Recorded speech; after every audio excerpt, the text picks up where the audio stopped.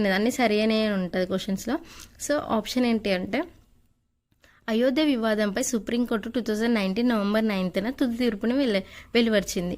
ఈ తీర్పులో భాగంగా 2.77 ఎకర్స్ భూమిని రామ్ జన్మ ట్రస్ట్కి ఇవ్వాలని, 5 ఎకర్స్ భూమిని ఉత్తరప్రదేశ్ సున్నీ సెంట్రల్ వ్యాక్స్ బోర్డుకి ఇవ్వాలని తీర్పునిచ్చిందని 3 ఆప్షన్స్ ఇచ్చారు. ఈ 3 ఆప్షన్స్ కరెక్టే.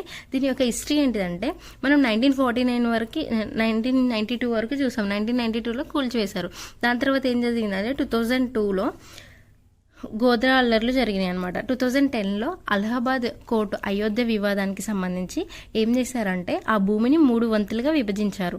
అందులో 2 వంతుల భూమిని హిందువులకి, 1 వంతు భూమిని వ్యాక్స్ బోర్డుకి ఇవ్వాలని తీర్పునిచ్చారనమాట. సో ఈ తీర్పుని ఏం చేశారు, తీర్పుని ఇచ్చారు. ఆ తీర్పుని ఏం చేశారంటే 2011లో ఆ తీర్పుని స్టే చేశారు. స్టే వస్తుంది అనమాట ఆ తీర్పుకి. 2017లో ఏమని చెప్తారంటే వ్యక్తుల మధ్య సమస్యని పరిష్కరించుకోండి అని చెప్తారు. 2019 నవంబర్ 9న ఫైనల్ తీర్పు సుప్రీంకోర్టు ఇస్తుంది. సో అయోధ్య వివాదంపై సుప్రీంకోర్టు 2019 నవంబర్ 9న తుది తీర్పుని వెలువరిచింది అనేది ఆప్షన్ కరెక్టే. సో 2 వంతులేమో హిందువులకు, 1 వంతేమో వ్యాక్స్ బోర్డుకి. 2.77 ఎకర్స్ ఏమో రామ్ జన్మభూమిగా ట్రస్ట్కి, 5 ఎకర్స్ ఏమో సున్నీ సెంట్రల్ వ్యాక్స్ బోర్డుకి ఇచ్చారు. సో ఈ 3 ఆప్షన్స్ కరెక్టే.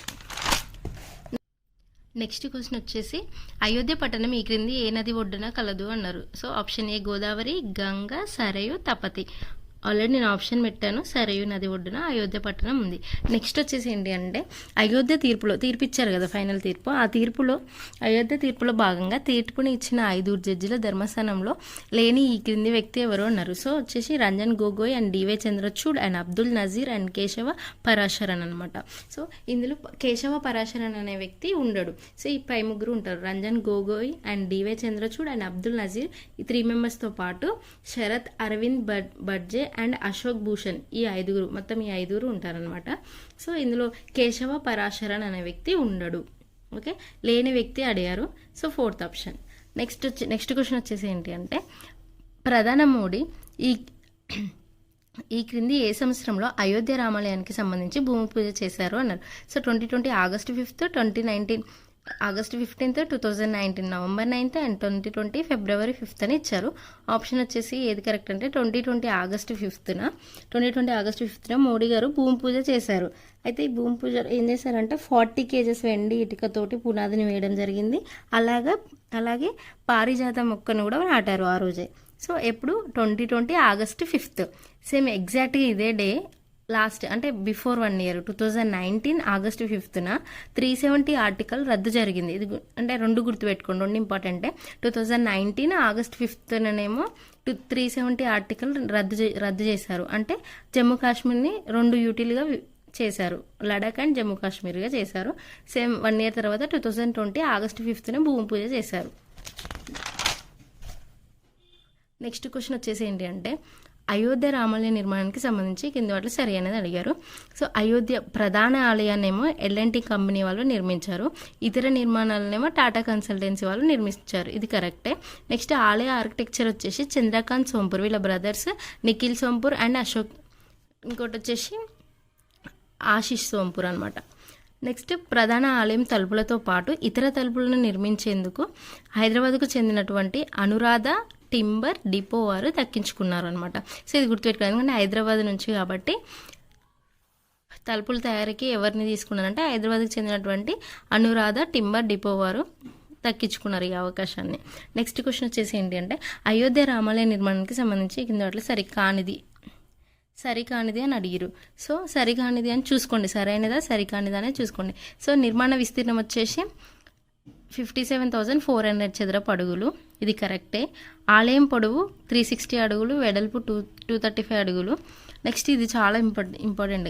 గర్భగుడి నిర్మాణం ఏ ఆకారంలో ఉందంటే అష్టభుజి అనమాట. అష్టభుజి ఆకారంలో గర్భగుడి నిర్మాణం జరిగింది, ఇది కూడా కరెక్టే. నెక్స్ట్ గర్భగుడిలోని బాలరాముని విగ్రహం ఎత్తు 25 అంగుళాలని ఇచ్చారు.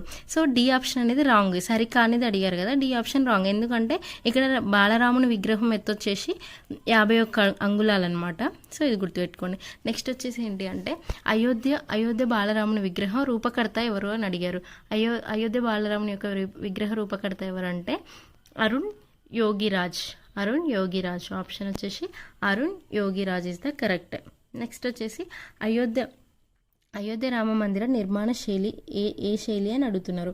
సో ఆప్షన్స్ వచ్చేసి వేసర శైలి, నగర శైలి, ద్రవిడ శైలి, పైవన్నీ అన్నారు. సో అయోధ్య రామ మందిరం నిర్మాణ శైలి ఏంటిదంటే నగర శైలి. సో నగర శైలి అనేది గుప్తుల కాలంలో ప్రారంభమైంది. ఇది ఎక్కువగా ఉత్తర భారతదేశంలో కనపడుతుంది అనమాట. నగర శైలి ఎక్కడ కనిపిస్తుంది అంటే ఉత్తర నార్త్ ఇండియాలో కనిపిస్తుంది ఎక్కువ.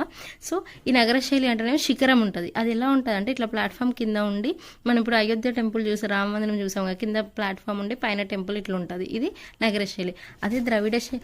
మళ్ళీ ఇంకొకటి గుర్తుపెట్టుకోండి, నగర శైలిలో కొలను అనేది ఉండదు. అంటే ఇప్పుడు అయోధ్య రామ మందిరంలో కొలను అనేది లేదు. నెక్స్ట్ ద్రవిడ శైలి అనేది ఎట్లుంటుంది అంటే ఇది పల్లవుల కాలంలో ప్రారంభమైంది. దీన్ని అత్యుత్తమ స్థాయికి తీసుకువెళ్ళిన వారు చోళులు అనమాట. సో దీన్ని ద్రవిడ శైలిని, ఇది సౌత్ ఇండియాలో అంటే దక్షిణ భారతదేశంలో కనిపిస్తుంది ఎక్కువగా. దీనికి ప్లాట్ఫామ్ ఉండదు, గోపురం ఉంటుంది అనమాట ఇట్లా. నెక్స్ట్ వేసర శైలి అనేది పశ్చిమ చాళుక్యుల కాలంలో ప్రారంభమవుతుంది. వేసర శైలి అనేది ద్రవిడ అండ్ నగర రెండు కలిపి ఉంటాయి అనమాట. నెక్స్ట్ క్వశ్చన్ వచ్చేసి ఏంటి అంటే అయోధ్య రాముడి యొక్క ప్రాణ ప్రతిష్ఠ కార్యక్రమం ఎప్పుడు జరిగింది? ఇది అందరికీ తెలిసిందే, 2024 జనవరి 22 అనమాట.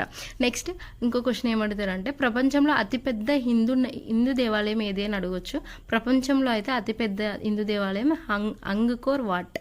సో అదే భారతదేశంలో అయితేనేమో రంగనాథ స్వామి ఆలయం అనమాట, అది తమిళనాడులో ఉంటుంది. సో ప్రపంచంలో అతిపెద్దది అయితేనేమో అంగుకోర్ వాట్, అదే ఇండియాలో అయితేనేమో రంగనాథ స్వామి ఆలయం, ఇది తమిళనాడులో ఉంటుంది. నెక్స్ట్ అయోధ్య రామాలయం ప్రపంచంలో 3rd ప్లేస్లో ఉంది. ఓకే. నెక్స్ట్ వచ్చేసి బాలరాముడు ప్రతిష్టాపన తర్వాత అయోధ్య ఆలయాన్ని ఏ పేరుతో పిలిచారు అంటే ఏ వచ్చేసి Balaram Mandir and Ayodhya Mandir and Sitaram Nagar and Ayodhya Ram Nagar అని ఇచ్చారు ఆప్షన్స్లో. నేను ఆల్రెడీ ఆప్షన్ పెట్టాను, బాలరామ్ మందిర్గా పిలిచారు. సో బాలరాముని ప్రతిష్టాపన అయిపోయాక ఆ టెంపుల్ని ఏమని పిలిచారంటే బాలక్ రామ్ మందిర్ అని పిలిచారు.